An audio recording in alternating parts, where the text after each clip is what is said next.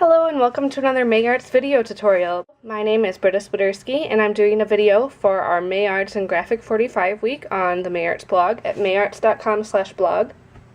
And I am using this awesome paper pack to create a little wreath out of paper and a canvas. So it should be fun, and it's a quick and easy project that you could even do with your kids if you do the cutting for them.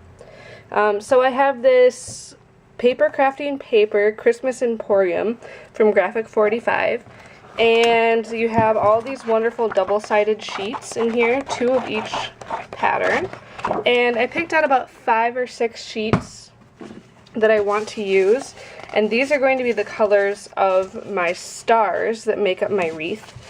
And I have Under the Mistletoe, and I'm using the B side of that, Santa Express, Tis the Season, Merry and Bright, I'm using the B side of that, and All I Want for Christmas, and I'm using the B side of that as well.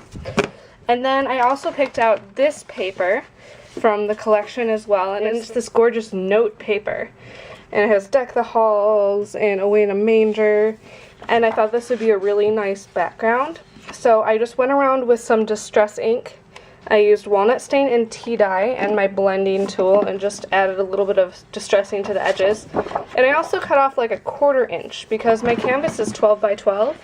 So I want to make sure that it's just a slightly smaller than my canvas. And we're going to paint the edges so the edges look clean and finished. Or you could just leave them just plain because it is white, so it won't look weird. It'll just have a little bit of a different look.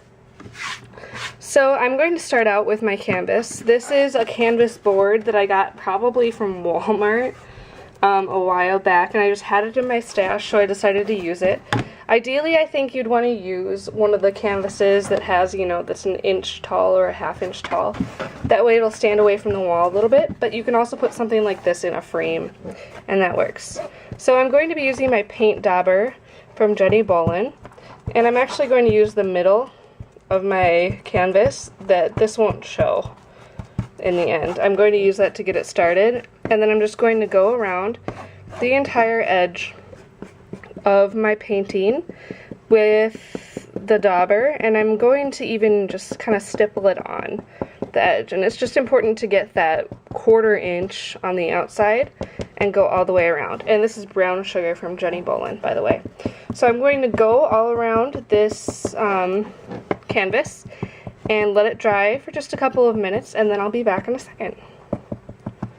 Alright, so now that I have my canvas covered, and my paint is pretty close to dry, you can see I have the edges covered here, and that'll just give it a nice finished edge. I'm going to add some multi-matte medium. This is from Ranger and Claudine Helmuth with a foam brush, and this is really great for applying things kind of like Mod Podge, but this is like really meant for paper and isn't going to wrinkle it that much. So I'm going to put on a really just thick coat here and then stick my paper right on top. And you don't have to worry about leaving the edges free of the material because we're going to put a coat over the top of the paper anyways. So make sure those edges are adhered down really well by just giving it a good coat right now. And don't worry, this will dry completely clear, and I have the matte stuff too, so it'll just provide a nice coating that will protect the background without making it too shiny or obvious. So now that I have my thick coat down, I'm just going to center my paper, and you do have a little bit of give, so you can kind of slide it around while you're still positioning it where you want it, and then press down really well. Make sure to get those edges. I'm even going to use one of my older bone folders that I don't mind if it gets a little bit dirty. And I'm just going to kind of smooth out the corners. And this will help really adhere everything down if you don't want to get your fingers dirty especially. And now if you have some stubborn corners that still want to kind of peel up, you can just hold them for a couple seconds so that the adhesive really holds them down and sticks everything together. And now we're going to apply another coat of the matte medium. And this one I'm going to be a little bit more conscientious about how much I'm putting on here. But I'm just going to do a nice, even, kind of medium amount of product on here, and I'm actually going in the opposite direction I just did here, just to kind of counteract any warping that might be going on. So I'm just going to cover this and then let it dry for a few minutes. It dries relatively fast on the surface, at least where you can touch it, and we can start adding our embellishments to our background. Okay, so now that I have my canvas covered, and you can see there's a little bit of a shine here, but it is really matte and it has a really nice feel to it. I'm going to start by making my wreath shape. So you could go ahead and use a plate and draw a circle around, but I think I'm just going to wing it. And I've cut out stars from pattern paper using my Sizzix framelits, the 3 smallest dies of the star collection. And these will just make up my wreath. I wanted to do something that was appropriate without being too obvious, so I chose stars. And I think I'm just going to kind of go around the clock here and do 12, 3, 6, and 9, and then kind of build it up from there. So I'm going to start by using some foam adhesive. Actually, for these ones, I'm going to use some regular adhesive, and then I'm going to use some foam adhesive on some of the stars, and maybe even 2 layers on some of the stars, just to give it some dimension and for an extra added touch.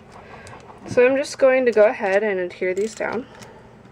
And now I'll start by adding some more of the stars, and I think I'm going to put 1 in between each one of these, of the big ones, and then just fill in with the smaller stars. So I'm going to start by putting this one on 1 layer of foam adhesive, and I'm just using what I have on hand here. And I'm just going to put a couple things of foam adhesive on it, because, you know, it's not going to be perfect. There's going to be a ton of stars, and chances are a lot of them will be covered up in some parts, so there's no need to go overboard with the adhesive, really. It should stay pretty well.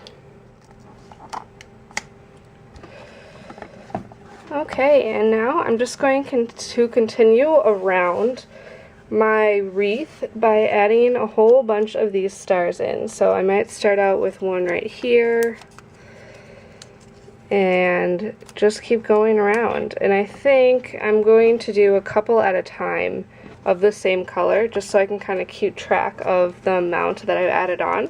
And I'm going to start with the medium ones and then add more of the smaller ones as I get closer to the end. And that will just help, then I can just fill in all the spaces that are left with the smaller ones. So I will be back in a second after I fill the rest of this in. Alright, now that I have my stars all adhered in this round shape, I just went through and just kept adding them until it looked right to me. Now I can add some embellishments. So I have my chipboard pieces from the same collection from Graphic 45. I have Christmas Emporium tags 1 and 2. And I'm going to use the ticket on this little sentiment tag here, a Christmas wish, and then the May the Season Be Merry and Bright. And I've also gone through and made little bows out of some ribbon and then just cut them, cut the tails off.